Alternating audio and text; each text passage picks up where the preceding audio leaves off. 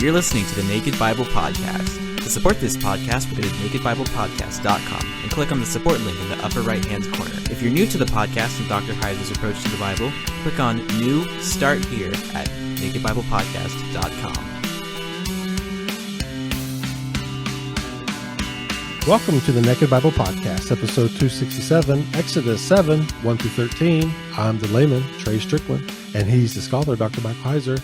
Hey, Mike, how you doing? Well, I'm doing pretty good, but I imagine you're still in pain because of the NCAA basketball tournament. Yeah, shout out to my Red Raiders, Texas Tech. We made it all the way to the finals, lost to Virginia. It was a close one. We had it there. And they tied it up with 12 seconds left to go in the game on a 3-point shot in the corner and took it to overtime, and we didn't quite pull it out, but super proud of Texas Tech University, and it was a once-in-a-lifetime opportunity, and it was exciting.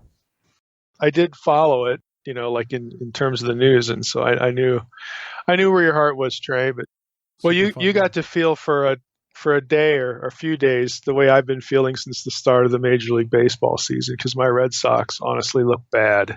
Yeah. They just look terrible. I don't know how that happens. I don't know how you win the World Series one year and then you look like garbage the next, but we're almost into the plagues, I guess I'm a plague kind of guy. I've been looking forward to that. We got a little bit of a stop here, Exodus 7, 1-13. We're gonna stop this episode right before we hit the plagues, so almost there. All right, Exodus 7, again, first 13 verses. What we're really going to camp on today is the hardening of Pharaoh's heart, which in this chapter, it's not the first time we run into that phrase, that language. It has occurred up to this point, but this is sort of, where it kicks in. So I'm going to read the first 13 verses, and there's going to be one thing I want to comment on before we get to the hardening, but that's basically where we're going to be camping out today. So this is Moses and Aaron meeting with Pharaoh. So they're before Pharaoh. First verse says, "And the Lord said to Moses, See, I have made you like God to Pharaoh, and your brother Aaron shall be your prophet. You shall speak all that I command you, and your brother Aaron shall tell Pharaoh to let the people of Israel go out of his land. But I will harden Pharaoh's heart, and though I multiply my signs and wonders in the land of Egypt, Pharaoh will not listen to you. Then I will lay my hand on Egypt and bring my hosts, my people, the children of Israel, out of the land of Egypt by great acts of judgment. The Egyptians shall know that I am the Lord when I stretch out my hand against Egypt and bring out the people of Israel from among them." Moses and Aaron did so. They did just as the Lord commanded them. Now Moses was 80 years old and Aaron 83 years old when they spoke to Pharaoh. Then the Lord said to Moses and Aaron, "When Pharaoh says to you, 'Prove yourselves by working a miracle,' then you shall say to Aaron, 'Take your staff and cast it down before Pharaoh, that it may become a serpent.' So Moses and Aaron went to Pharaoh and did just as the Lord commanded. Aaron cast down his staff before Pharaoh and his servants, and it became a serpent. Then Pharaoh summoned the wise men and the sorcerers, and they, the magicians of Egypt, also did the same by their secret arts. For each man cast down his staff, and they became serpents, but Aaron's staff swallowed up their staffs. Still Pharaoh's heart was hardened, and he would not listen to them, as the Lord had said." So that's the first 13 verses. We've commented on a few things in there already about this confrontation. The one new thing before we get to the hardening topic is in verse 1, the Lord said to Moses, "See, I have made you like God to Pharaoh, and your brother Aaron shall be your prophet." Now, some people, I think, I'll use the word foolishly, presume this wording means that Elohim are men. In other words, they'll use this verse as a justification for the notion that, well, see, Elohim can be people, and then we take that back to Psalm 82, blah, blah, blah, blah, blah. Of course, we never turn to Psalm 89, where the divine council is in the skies. You don't have a bunch of men ruling the nations in the skies. Again, we forget about Psalm 89 and other passages, but, again, we know the drill here on the podcast. Again, if divine council stuff is new to you, watch the videos on the podcast website where it says, if you're new, start here. Go to my website, thedivinecouncil.com. And you can get up to speed there. This is this verse doesn't support that notion at all. That's not the point at all. Moses is not really an Elohim. The point is one of analogy. Okay, God here is making an analogy for and about Moses in relation to Pharaoh. So, let's go back to Exodus 4. To sort of get the point of the analogy. In Exodus 4:14 through 16, we read this. Then the anger of the Lord was kindled against Moses. Moses says he doesn't want to go, to Egypt. And he said, is there not Aaron, your brother, the Levite? I know that he can speak well. Behold, he is coming out to meet you, and when he sees you, he will be glad in his heart. You shall speak to him and put the words in his mouth, and I will be your mouth, or with your mouth and with his mouth, and will teach you both what to do. He shall speak for you to the people, and he shall be your mouth, and you shall be as God to him. So that's the other part of this analogy. Think of it this way. There's God, and when God calls a prophet, when God picks a spokesperson, God speaks to that person, and then that person speaks to other people.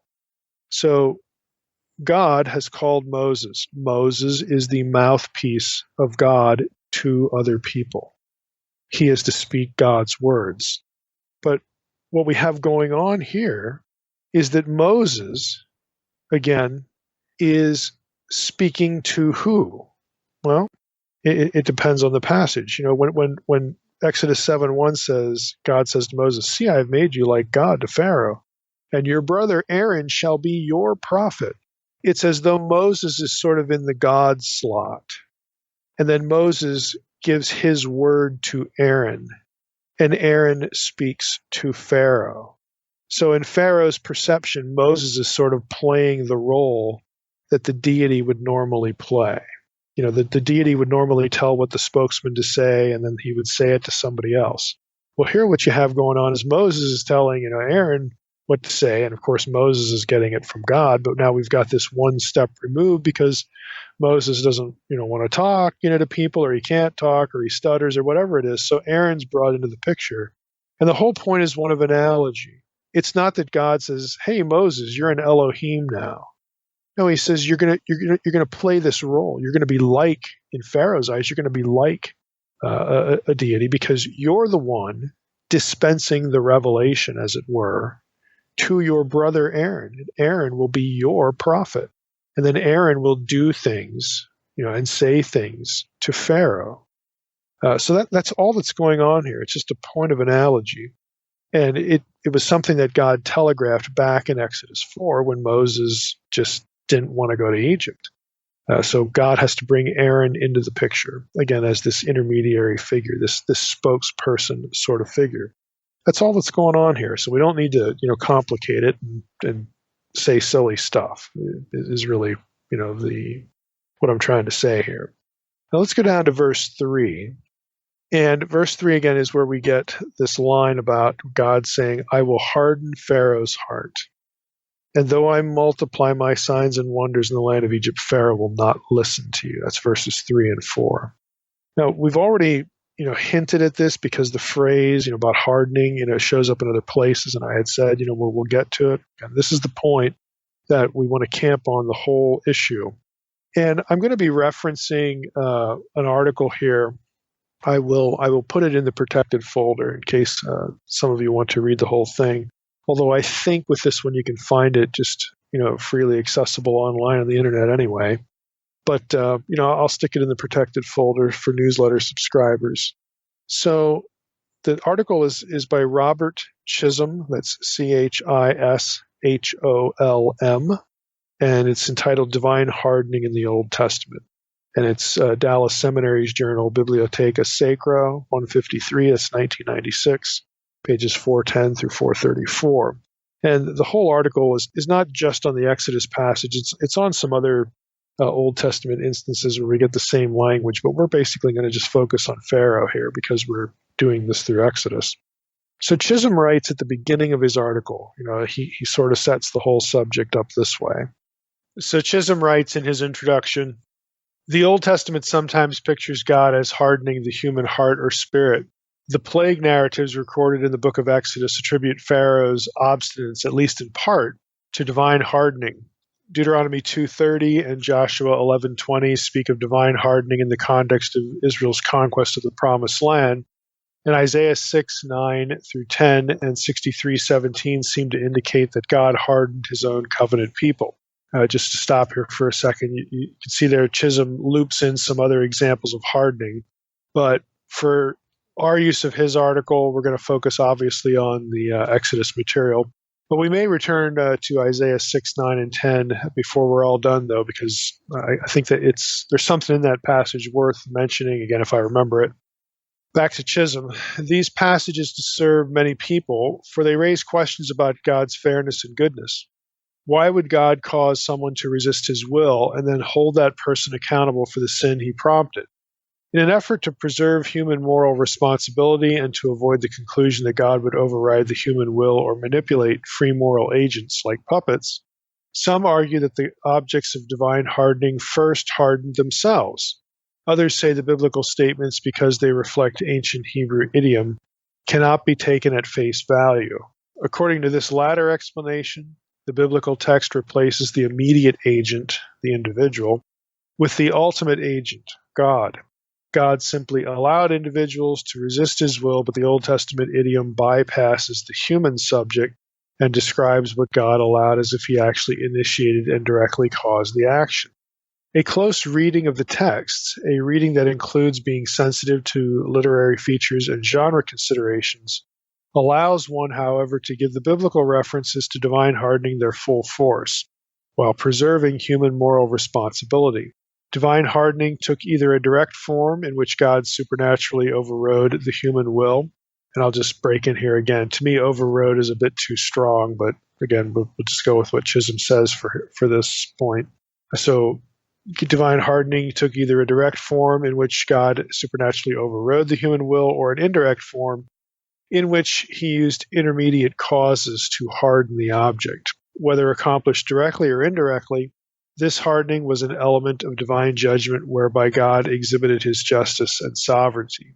The objects of such judgment were never morally righteous or neutral, but were rebels against God's authority. Divine hardening was never arbitrarily implemented, but was in response to rejection of God's authoritative word or standards. So that's the end of Chisholm's introduction. And again, for our purposes, we're going to be sticking with what he where he focuses on Exodus, which is most of the article. Again, if you want the article, you can either find it online, or again, if you subscribe to the newsletter, you'll find it in the protected folder. So the hardening of Pharaoh's heart, sort of runs the gamut. It actually runs the spectrum of causalities, direct and indirect, to use Chisholm's terminology. And he, in his article, breaks down the data of the book of Exodus into three categories. So I'll give you these three categories. His category A is a group of texts in which Yahweh is the subject of the verb, or some verb of hardening. Okay, and there's 10 of these. So this is 10 times you have texts in which Yahweh is the subject of some verb of hardening. So in other words, God is the agent. He is the one performing the action. So there's 10 of those. And then his category B are texts in which Pharaoh is or at least a subject of a verb of hardening. So that's 3 times. So there's 3 instances where Pharaoh is the one doing the hardening. At least, one of the subjects. There's one in Exodus 9:34 that says he and his officials hardened their hearts. So that's why we're wording it the way we are. So there's 3 of those, 3 instances. And then lastly, Chisholm has a category C in which no source or agent is specifically mentioned. And there's 6 of these. So this would be verses like, Pharaoh's heart was hard. Well, that doesn't really tell you who's doing the hardening. Is it Pharaoh or is it God or something? It just doesn't say. So there's 6 of those that are just sort of neutral. Now, Chisholm notes that Driver, in his sort of old classic commentary on the book of Exodus, suggested that in Hebrew idiom, God hardened Pharaoh. So Driver's one of these writers that sort of angles for some idiomatic language here. And what he writes here, quoting Driver, I'm actually going to quote Driver here. Driver believes that God hardened Pharaoh insofar as he, Pharaoh, hardened himself. But even supposing that the passages mean more than this, we must remember that, especially in his dealings with moral agents, God cannot be properly thought of as acting arbitrarily. He only hardens those who begin by hardening themselves. Pharaoh was a self-willed, obstinate man who persistently hardens himself against God and resists all warnings. God thus hardens him only because he first hardened himself. Now, that's the end of the Driver quote. There's a couple important things in there. There's this notion that God doesn't act arbitrarily, which of course Chisholm said as well. And then, this, again, with Driver's following the trajectory where God hardens people who had already begun to harden themselves. Now, I think this is really important and really worth consideration, but you will not find this point if you only look at verbs of hardening in the book of Exodus. That's an important distinction. I think Chisholm, I'll be honest with you, there are places in his article where he seems to latch on to that, and there are other places where he seems, I think, a bit too fixated on the hardening vocabulary. And maybe, I don't know, I don't want to say that he misses it. He doesn't miss it, but I think the way he sort of crafts his article doesn't allow people to see this as clearly as I think they ought to. So this trajectory is one we're going to follow here ultimately about Pharaoh being, like Driver says, a self-willed, obstinate man who persistently hardens himself against God. Chisholm has a footnote at this Driver quote where he says this: Driver correctly affirms that God would not arbitrarily cause someone to disobey him, and he rightly observes that Pharaoh was obstinate from the outset. It is also true that Pharaoh's obstinance prompted divine hardening. However, Chisholm writes, Driver downplays Yahweh's sovereign involvement in the drama and fails to note that hardening terminology is used primarily of Yahweh's acts, not Pharaoh's, and that the divine hardening both precedes and follows that of Pharaoh. So let me try to look at this in a bit of a different way. Again, we've seen what Driver says, and I think Driver is onto something. Chisholm, again, responded to that. I think he's trying to be fair, but again, I think that Chisholm is a little too fixated on the hardening vocabulary. So let's try to sort of capture a little bit about the chronology of the hardening, because this is going to be sort of where Chisholm tracks on, how he essentially thinks that Driver is downplaying things, downplaying God's role. So if you actually look at Chisholm's list, and again, you can look at the article. He has, again, these three categories we just talked about, and you could use those three categories to sort of reconstruct a chronology. As far as a chronology goes, you have the first occurrence of a verb of hardening in the book of Exodus, back in Exodus 4:21. So let me read that to you. The Lord said to Moses, when you go back to Egypt, see that you do before Pharaoh all the miracles that I have put in your power, but I will harden his heart so that he will not let the people go. So this is part of the burning bush episode. God tells Moses what's going to happen. God, of course, can see into the future. When Moses and Aaron are going to go, talk to Pharaoh, God is, just telling them, here's the outcome. Okay, I will harden Pharaoh's heart. Now, we get, in the chapter we're in today, Exodus 7, verse 3, we get hardening language. We get hardening language in verse 13 and verse 14, verse 22, because this, it starts to kick up here. But Moses and Aaron have actually talked to Pharaoh already, and their conversation with Pharaoh was subsequent to, obviously, the conversation Moses has with God in Exodus 4:21.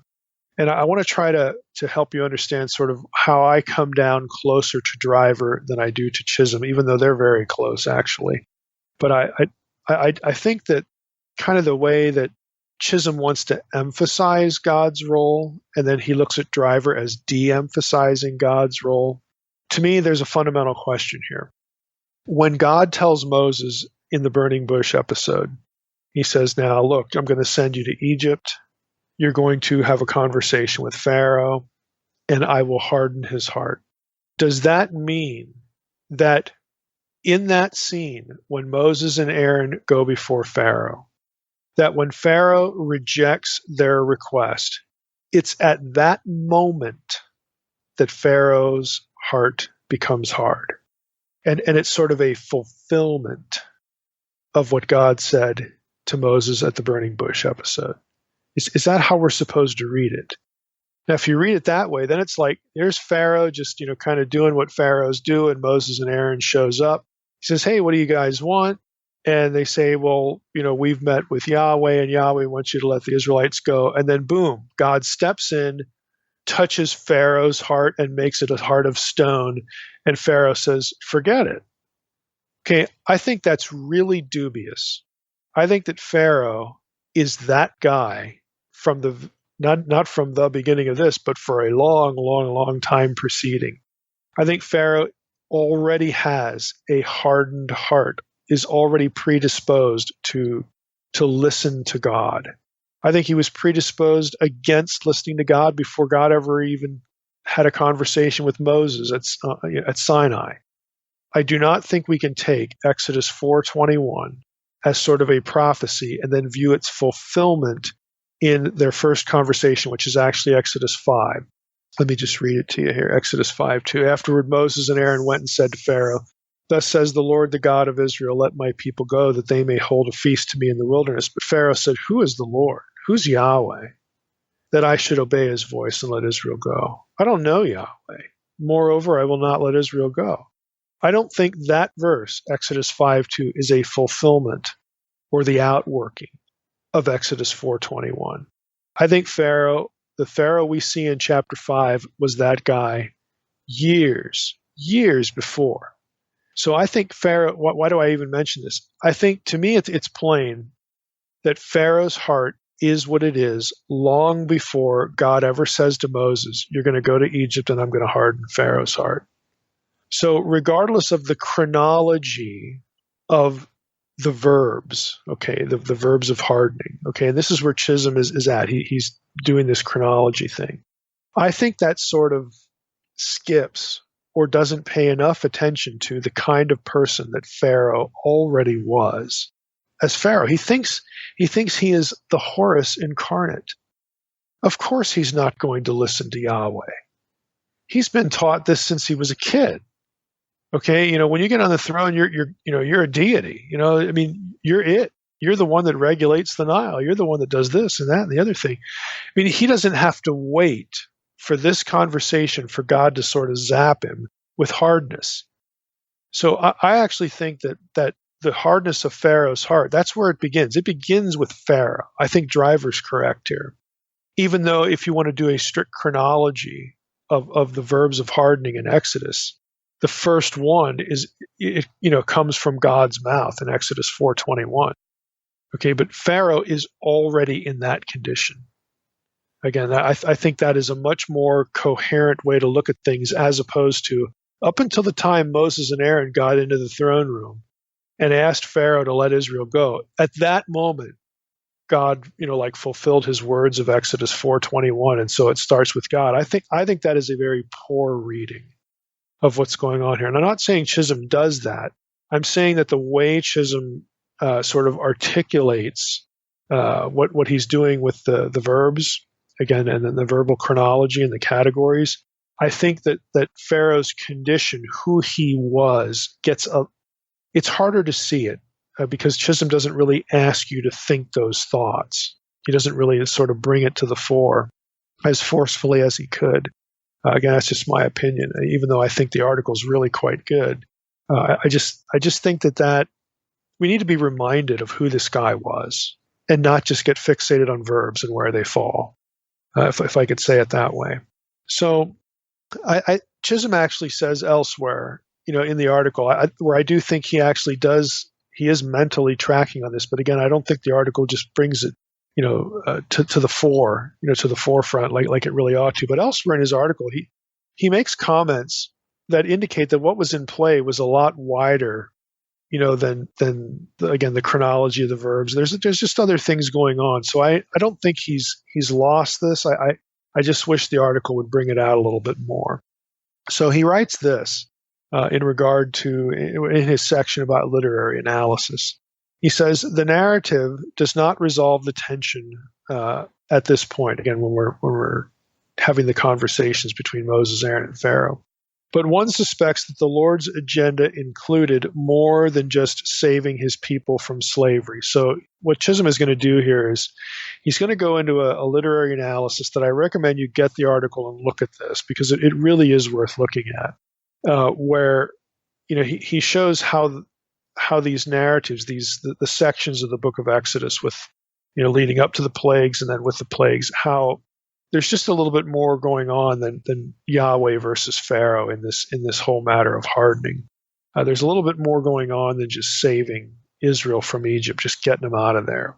It's just bigger than that. So back to Chisholm, he says, it's revealed later that when God wanted to display his power to the watching world so that all observers, including the Israelites and the Egyptians, might recognize that he is indeed Yahweh.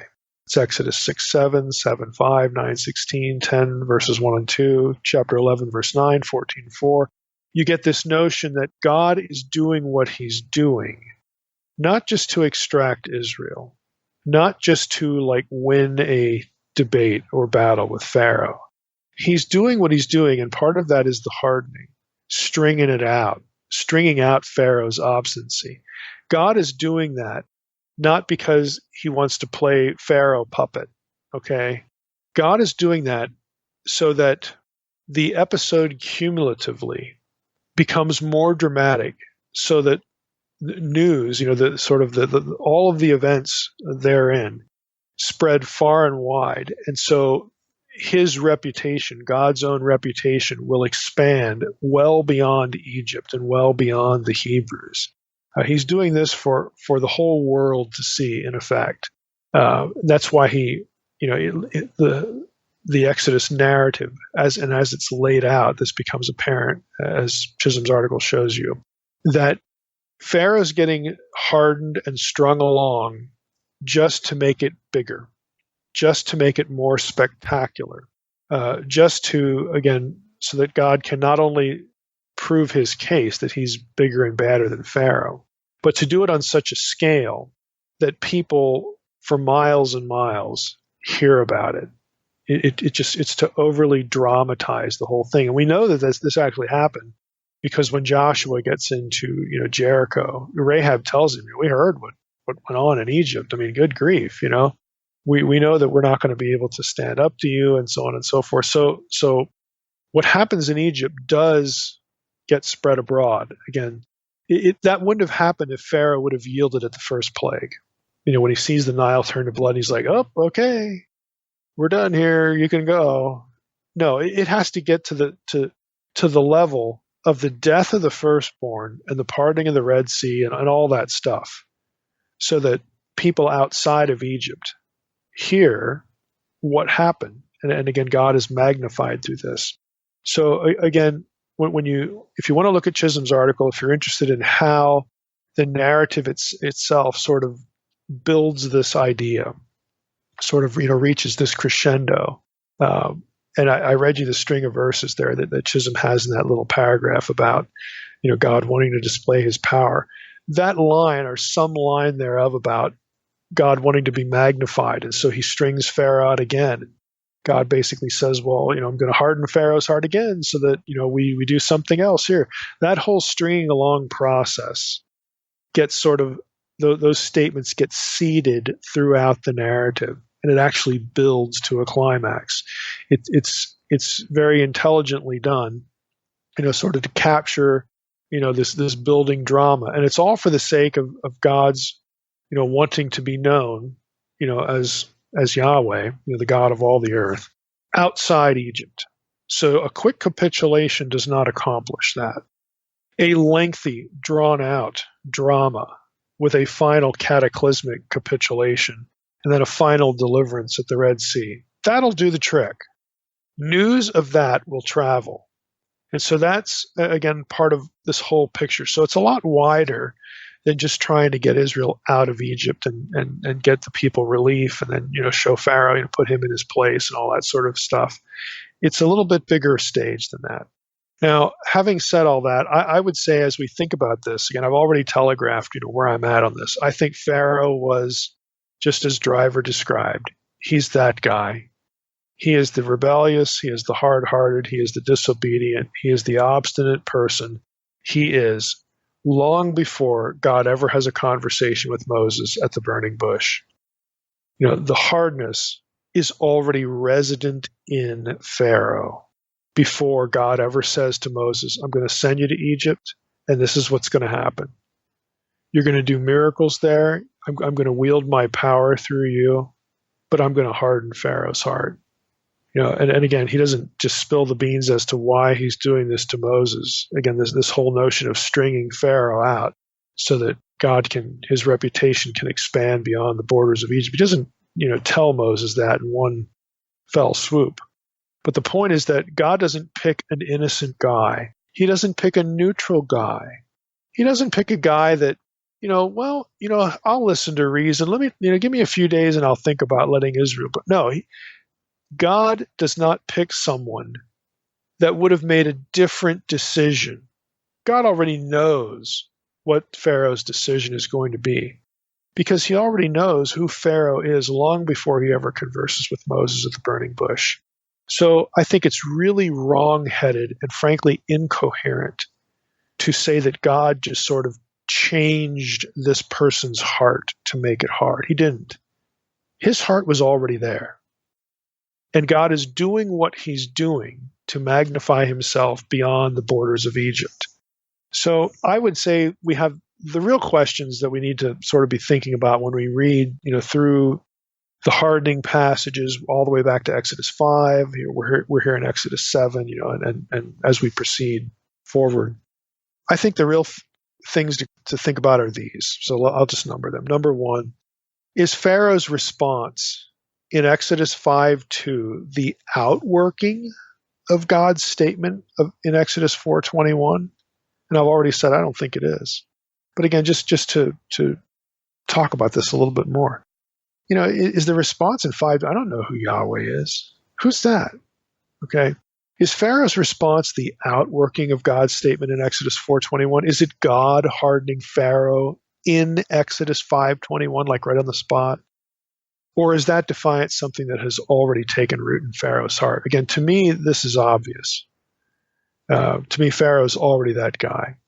Now, here's what Chisholm says. Again, just to give Chisholm some credit here.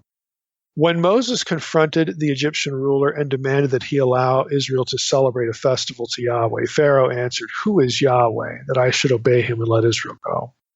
I do not know Yahweh, and I will not let Israel go."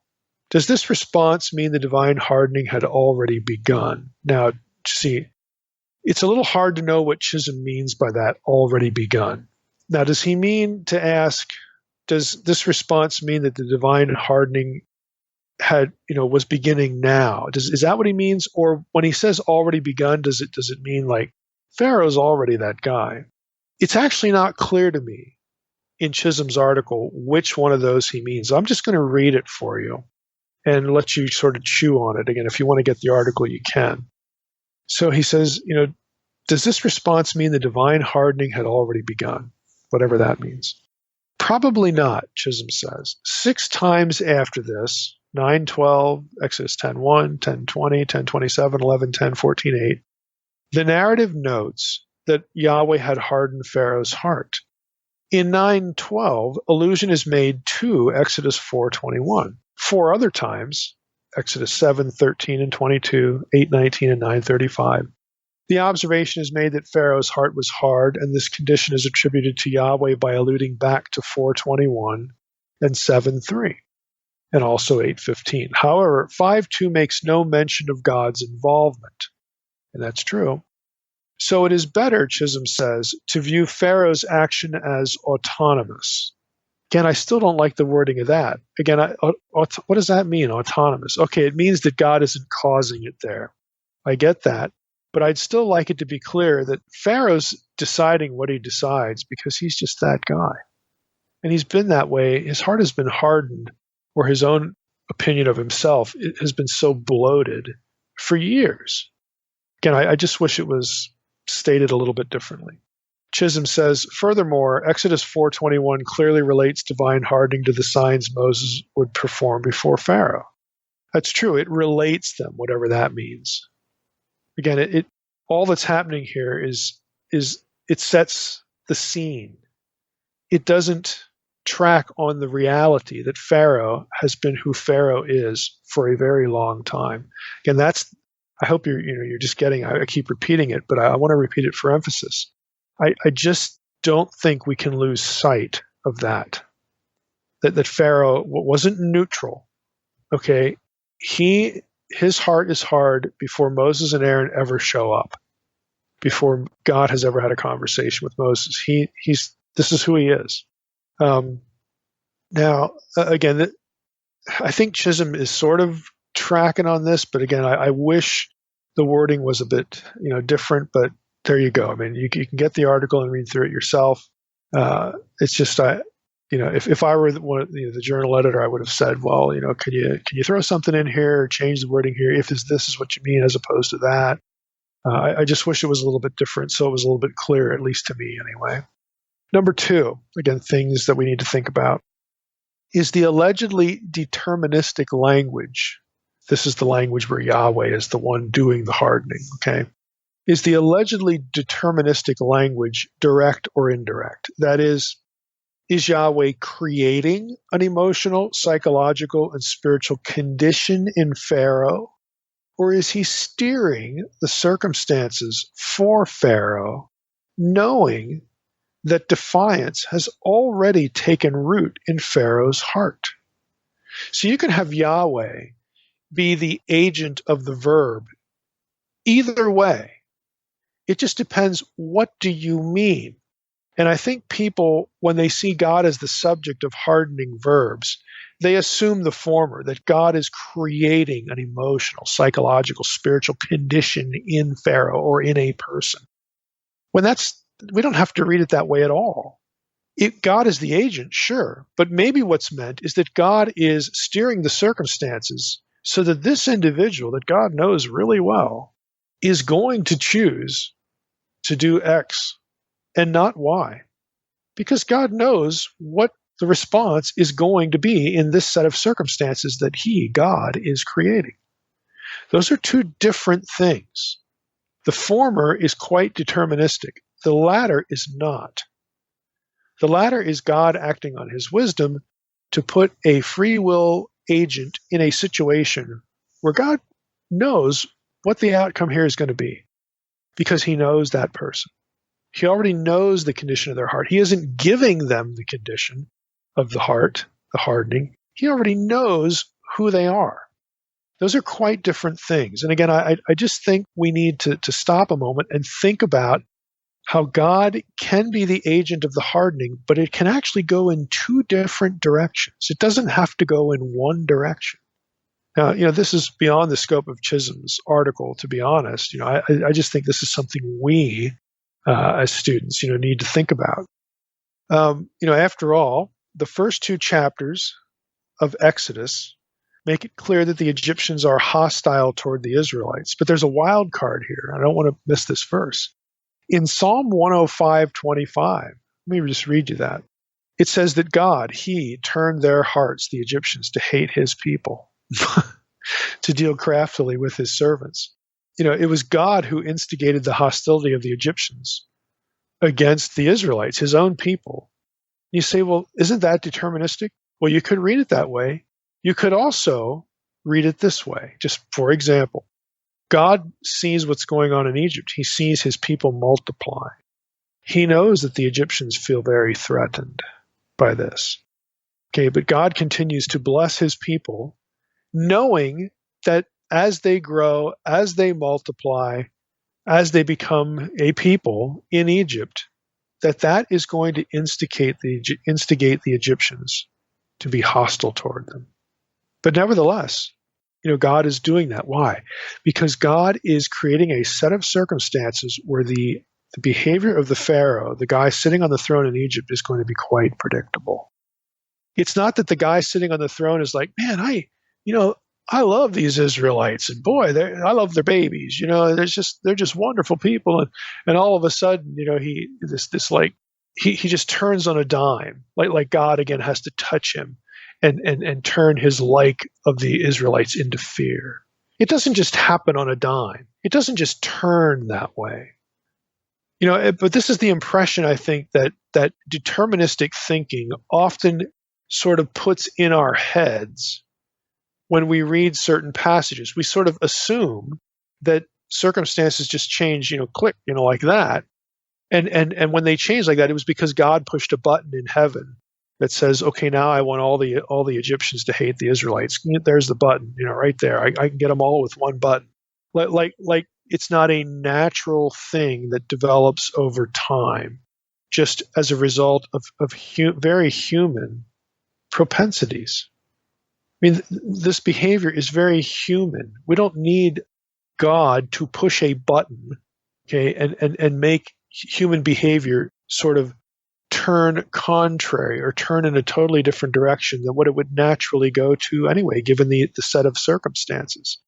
But God, nevertheless, again, is behind the scene. Again, he's the unseen hand in all of this. This is providence. God is blessing his people in Egypt. They're multiplying.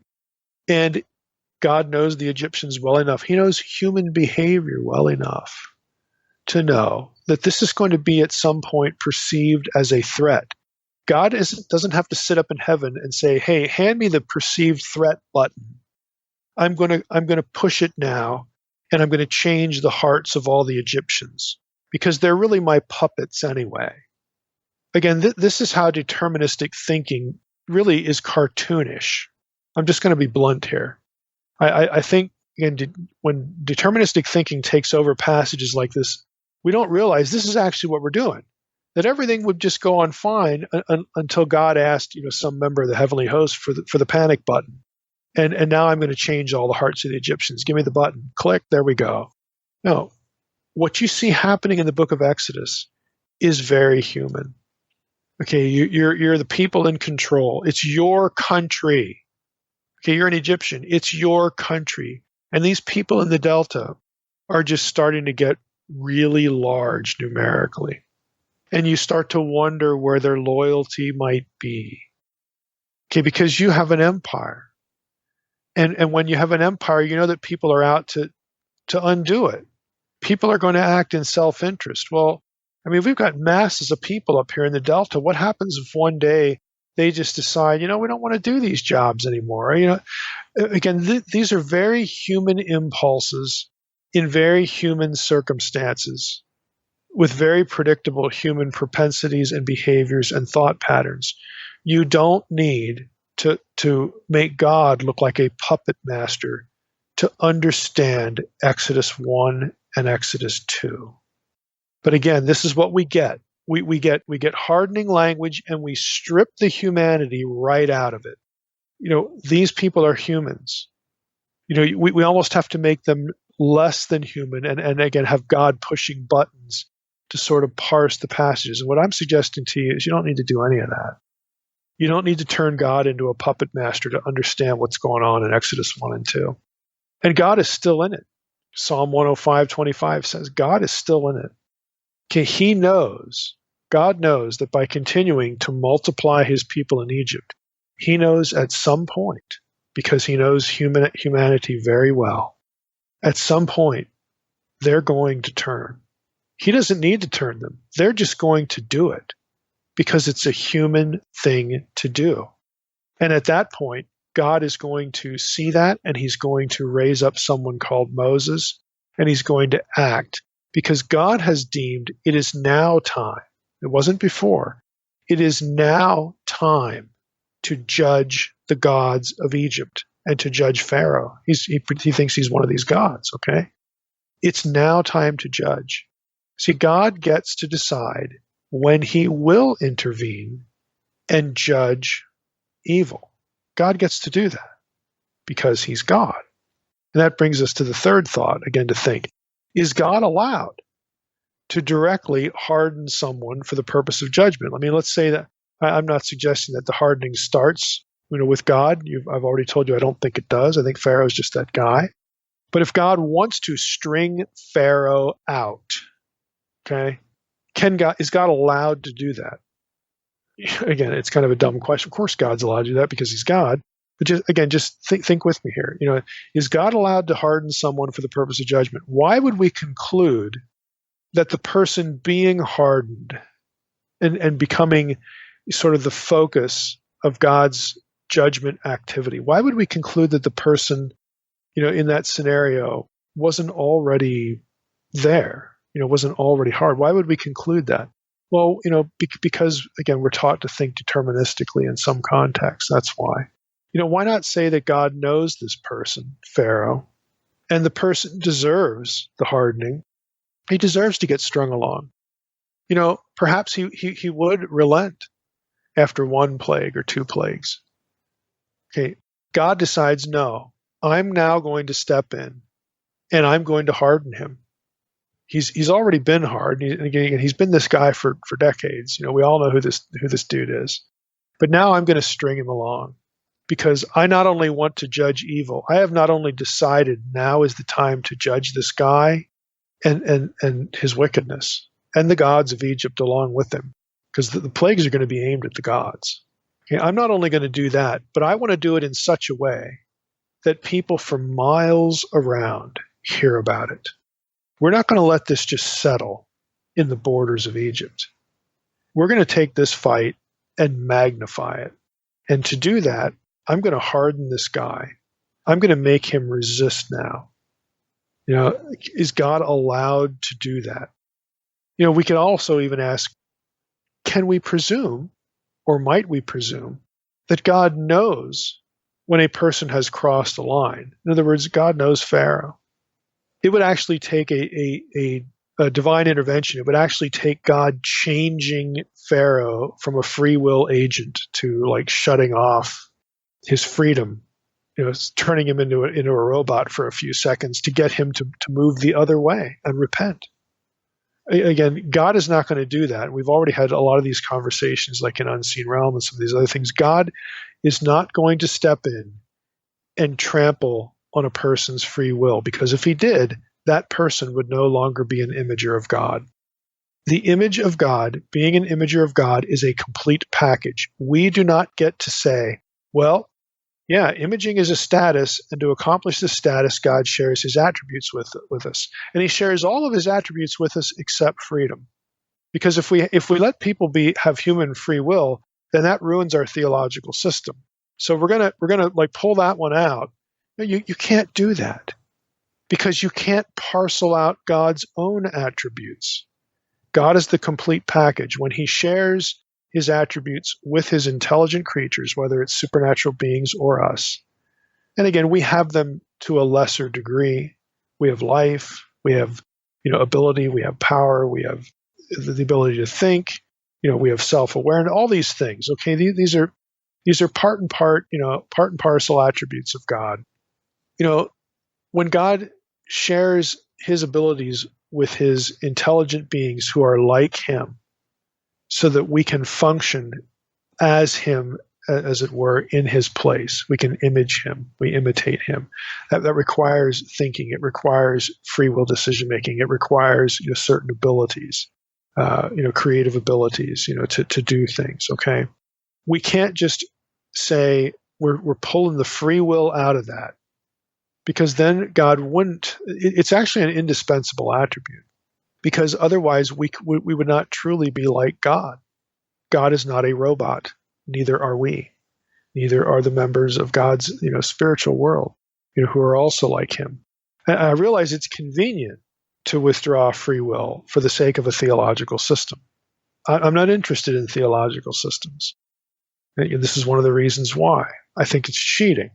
So, God is not going to go to Pharaoh and dispense with his free will or shut it off for a few seconds, either way to get him to do something. God is going to be setting circumstances knowing if a person has crossed the line. I mean, there is a sin unto death, folks. Okay, the New Testament actually does talk about this. There is a point when God will act, and there's no longer the ability to turn around and go the other way. Okay, if God knows that in the New Testament, in 1 John, it has nothing to do with salvation. It just means that you can't turn from your course. This is a sin now that is going to be, you're either going to do something self-destructive and you're going to die, or God's going to step in and judge you, or whatever. There is a point when God knows there is a point of no return for that person. God knows these things. Okay, so we have to give this latitude that God possesses. We have to let Him have it. We have to let Him be who He is.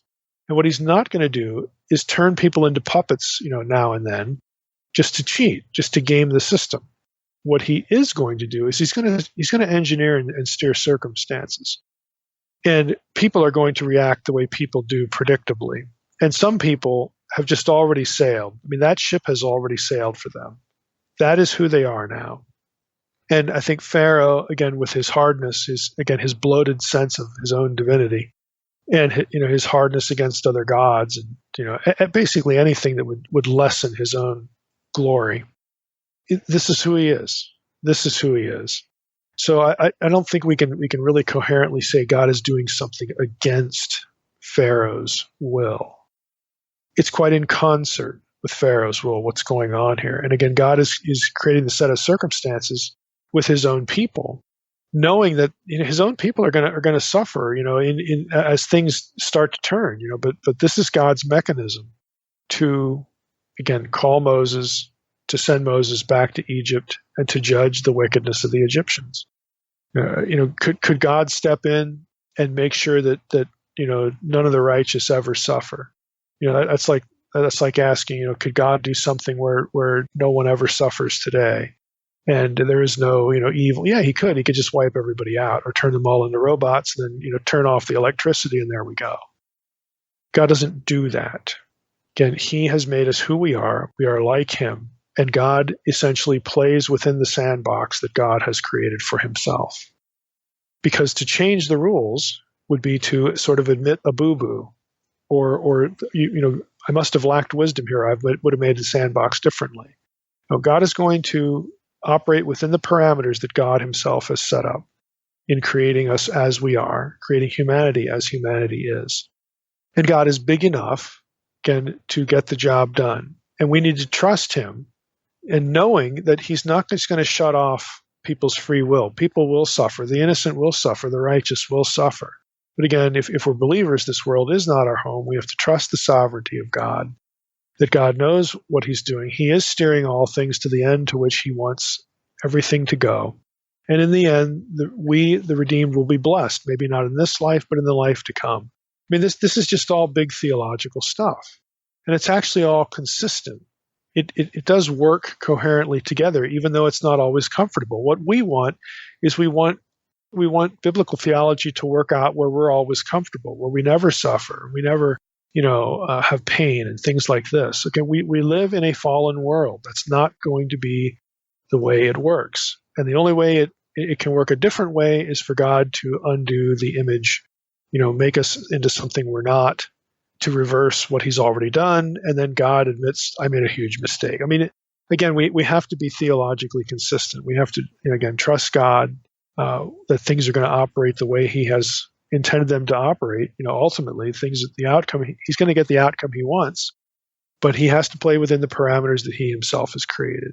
And I've lectured about this a lot of times, that God deemed this preferable than to creating robots, because robots can't, there is no free will there. There's that's not the only thing you lose. You lose love. Okay, it can't be genuine if you're a robot. You lose an awful lot the other way. But what comes with it is, again, the propensity for evil, because all of God's free will beings, all of His imagers, we may be like Him, but we are not Him. We lack His perfect nature. We are lesser, and it's just not going to work out perfectly because we are not perfect. And again, God knows this, but He deems that preferable than to not having us at all.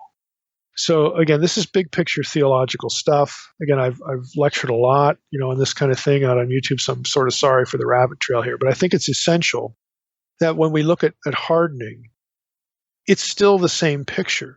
We do not have to look at the text and be driven to God being a puppet master now.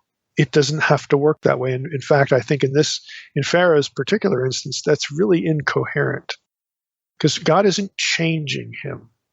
He is who he is. And God is steering circumstances to exploit Pharaoh's own hardness, his own condition. And yes, God does harden him to string him out for God's own purposes. And so one of the questions is God allowed to do that? He's God. He can judge evil in any way he wants to judge it. And this is how it worked out with Pharaoh. Another thought.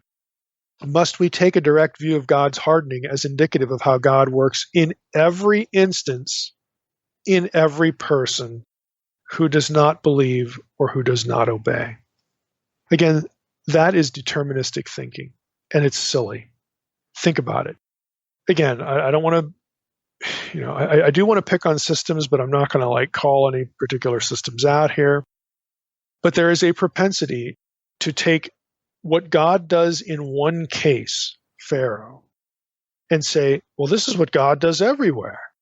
This is what God does in the heart of every person who doesn't believe. God makes them not believe. He makes them so they can't believe. In other words, we take this one instance, and again, I think, ignoring the earlier context of who Pharaoh is, but for the sake of the discussion, we look at God doing something with one guy. And then we assume that it works this way. God does it this way with every last person who's ever lived. Why? Why do we make that jump?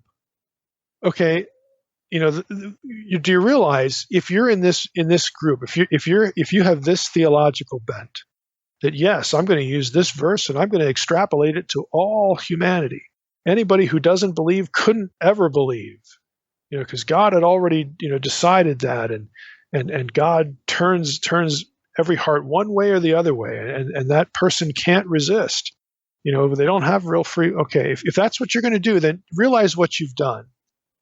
Good luck with people who are really thinking about this under your care or in your church, because then you can have someone say, well, I wouldn't have cheated on my wife if God had intervened in my heart and taken my lust away. But God didn't intervene in my heart and take my lust away. So I had to cheat on my wife. Didn't I? Really? See, then you're going to have people who want to say, yep, that's true, but we're still going to, then they're going to make some stand on the head argument about you're still morally responsible. Look, if the person can't do anything else, I know you can construct an argument that somehow, in some convoluted way, makes the person morally responsible. But that is sophistry. That's what that is. It's sophistry. And that might sound harsh, but I really believe that's what that is. Because you don't want people to apply your own system in other ways. And so you have to find escape valves. You have to build escape valves into your system. And that's the problem. Okay, we need to get away from systems that need escape valves and so on and so forth, and try to look at how God can be the ultimate agent behind things without the deterministic thinking. This is just the way a lot of people within the evangelical world think. And they really don't want people to apply their own thinking, their own system in all sorts of ways. But they could. They could, and they would be consistent in their application. It's just a shame. Let me look at two other passages real quickly before we wrap up here. I think passages like Judges 14:4, and of course the old familiar one in 1 Kings 22 kind of help here. Let's take the 1 Kings 22 instance because that's the most familiar. If divine counsel stuff. This is Micaiah's vision, with Ahab, where God has decided it's time for Ahab to die, and the prophet has this vision of what's going on in heaven. God is having a divine council meeting, and the spirits there, the heavenly host, who are called spirits in the passage, are debating. one says one thing, another says another, because God has let them participate in the decision of how Ahab is going to die. We already know Ahab's going to get judged, but God says, okay, how do we want to do this? He lets them participate. So one spirit steps forward and says, I got it. I'll be a lying spirit in the mouth of his prophets. That'll get Ahab to go up to remote Gilead, and then he'll bite the dust there. Okay. So God says, you're going to succeed. Go out and do that. So God allows, again, in this case, free will beings of his heavenly host to participate in a decision. God knows that the right set of circumstances are created, and Ahab will behave predictably. And God will use that set of circumstances and Ahab's predictable behavior to judge Ahab. Okay? Judges 14:4. This is Samson. It's a little less familiar. I'll just start at the first verse. Samson went down to Timnah, and at Timnah he saw one of the daughters of the Philistines. Then he came up and told his father and mother, I saw one of the daughters of the Philistines at Timnah. Now get her for me as my wife. But his father and mother said to him, Is there not a woman among the daughters of your relatives or among all our people that you must go to take a wife from the uncircumcised Philistines? But Samson said to his father, Get her for me, for she is right in my eyes. Basically, that's who I want. She's pretty hot. Okay. And then verse 4, we have this. His father and mother did not know that it was from the Lord, for he, the Lord, was seeking an opportunity against the Philistines. At that time, the Philistines ruled over Israel. Now, it was from the Lord.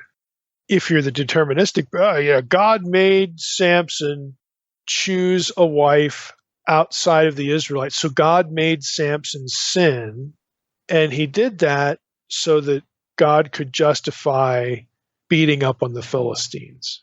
And Samson couldn't do any other choice because there's no such thing as real free will. So God made Samson sin, and we know that for sure because Samson could not sin. Okay. It was from the Lord. Why can't we say, God knows Samson really well. He knows how Samson's mind works. Okay? Why can't we have God behind the circumstances of Samson's little trip to Timnah and behind the circumstances of Samson laying eyes on this babe, okay, knowing what Samson's going to do and how that is going to, again, be another little wheel behind a whole set of other circumstances. The wheels are going to start turning, and God is going to use Samson's own decision in a specific set of circumstances to judge not only the Philistines, but to judge Samson too. Because Samson suffers, for his own decisions. He reaps what he sows, but ultimately to judge the Philistines and deliver his people from the Philistines. Why can't we have God, again, behind the scenes, steering circumstances in accord with the propensities of human behavior, which God knows really, really well? And again, God knows Samson is not innocent, okay, here. Samson has chosen a path. Samson has made a series of bad, flawed decisions. Samson's character has been formed by Samson, okay? And God knows all this very well.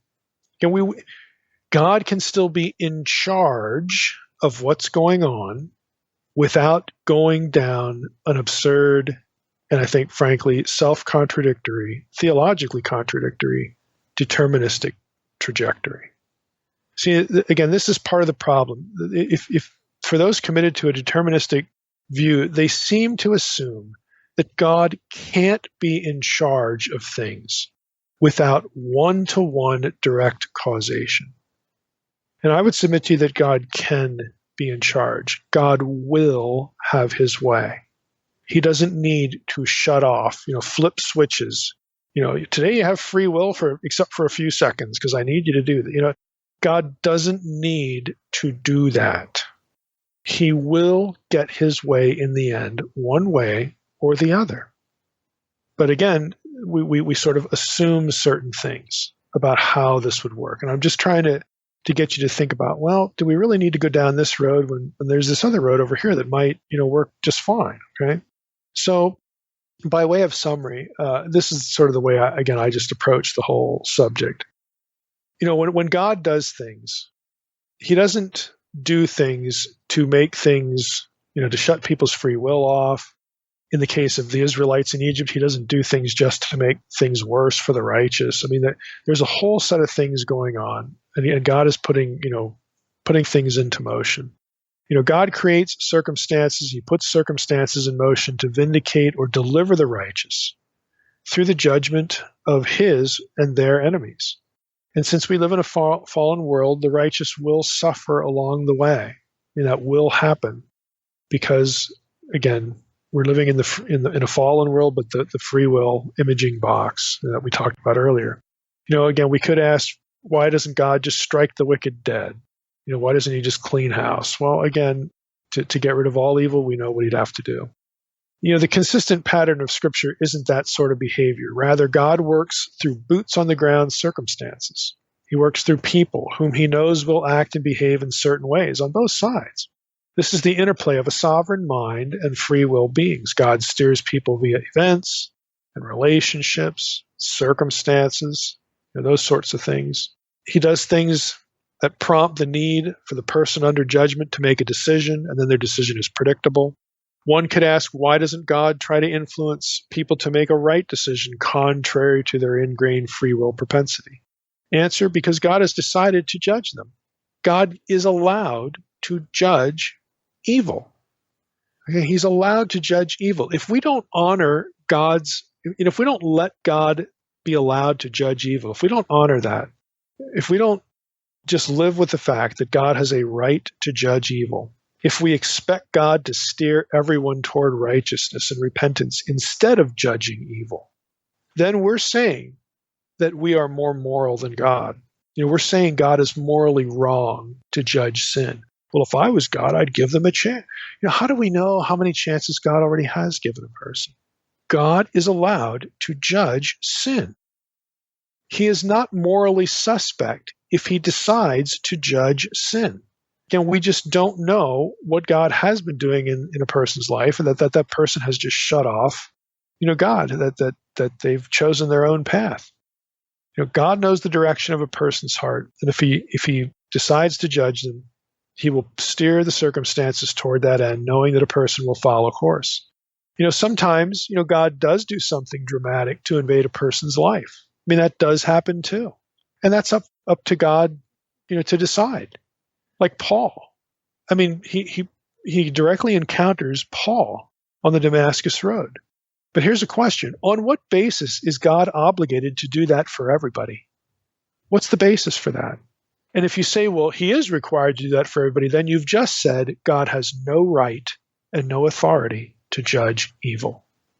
That's what you've said. The result of all that is a theology that says God isn't allowed to judge wickedness. He is. God has chosen to create free will beings. Again, the whole imaging idea. He's not going to reverse that decision. It's his own decision.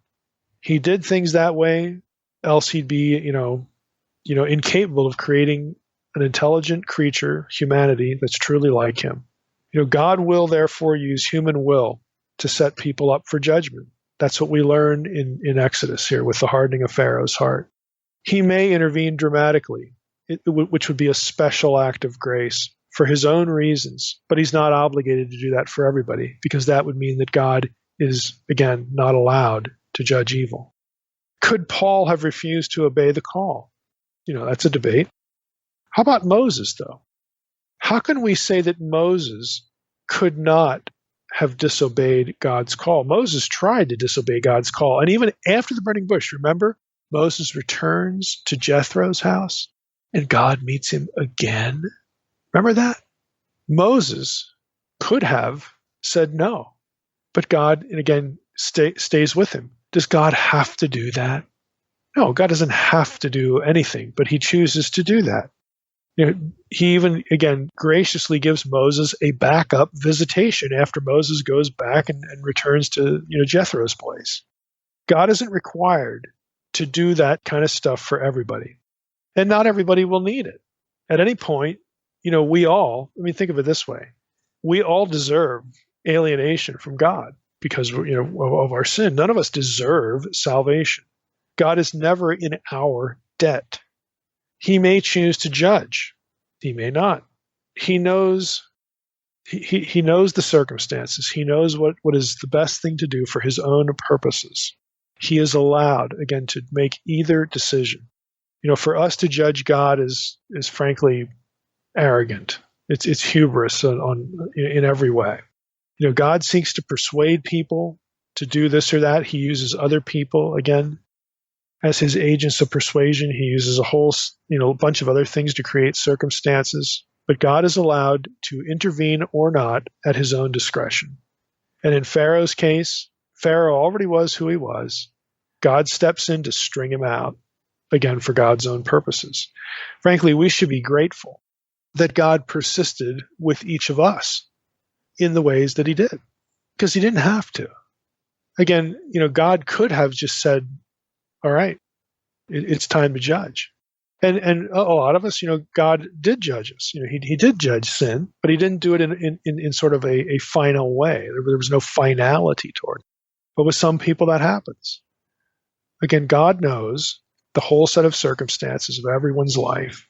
And again, I think the big lesson here is not to presume, and I'm using that word very deliberately because I think it is quite presumptive. We ought not presume that we need or must go down the path of this total determinism to understand what's going on between God and Pharaoh in these passages. We don't. So again, just a caution there, and I hope you will, take a look at Chisholm's article. I think it's really worth a look. And my only gripe with it is that I think we need to just more intentionally think about where Pharaoh was already at. God is not flipping switches in this guy. He is already who he is. And so we do not need to have a switch flipping deity. We can have a deity, we can have a God who decides to judge and sets up circumstances whereby judgment will happen. And also, in Israel's case, deliverance. God is ultimately in control, but that does not have to mean direct deterministic thinking. All right, Mike. Well, that takes us to our plagues. Any idea how you're going to tackle all of the plagues coming up, or are you going to go? I don't know. I think I'll probably group them. I just don't know what the groups will look like yet. We're getting ever so close to the Passover and the Red Sea and all the good stuff. I guess it's all good, though, huh? All the good stuff. all the stuff we remember from the movie. Right, the movie. Right. All the places where we needed a cast of thousands. Right? Exactly. So I guess Easter's coming up, so they'll probably be playing it on the network. So I'm going to have to see and record it so that way I have it. Like what the timing is. We need to prepare some kind of group Naked Bible watch party or something. Everybody on Twitter watching it live together. I don't know. I'll think about that. I've seen it so many times. I still like to watch it. I'll admit it. I like it. I love it. All right, Mike. Sounds good. We'll be looking forward to the plagues next time.